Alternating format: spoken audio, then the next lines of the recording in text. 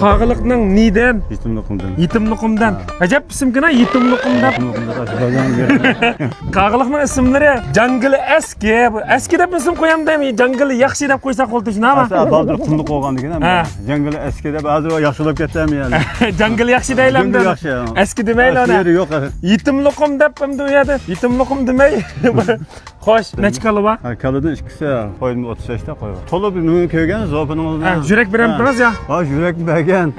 Aman bilamlar. Bilim aşkızdan gör. Bu işiltip bakkanmı yo'qmi? İşletken. İşiltip önümüz bo'lmay qolib qolsa, ma'nasan oqmaydi ekan deb botilkasini akapirsiz. Ishiltib bilib, birsini bir tondan so'qatasiz. Men quruq botilkani akapirib, ma'nasan oqmaydi ekan desangizlar, rozi bo'lmasangizlar pulingizni qaytarib beramiz. Biz manda satimiz ma'nasi. Do'stlar, biz hozir Qağılıq Naisninki eng cho'ng mol bozori emish, Loq mol bozori deydi ekan, hammanglar bilasizlar yaxshi. Bir bangog'liq yem besib chiqqan hozir mushundan bir 7-8 tonnadek yem qoldi. Buni kashta taqib o'timiz tugaydi.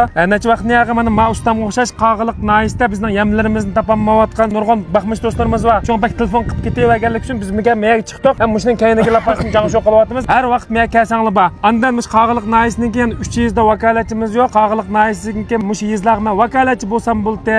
Sarxilninki mushunda hamma odam taniydigan Kamal apandim tashviqotini qilib berayotgan. Yemninki men mushu telefon qilgan baxmichilarga to'shpasamlar bo'ldi deydigan. Mush yezlarga vakolatchi bo'lib Sarxil kollektivga qitilib baxmichilar birlikda xizmat qilishni xohlaydigan yem qashatadigan do'stlar ayrim gap qilsanglar bo'ldi. Aman bo'linglar. Xayr xo'sh.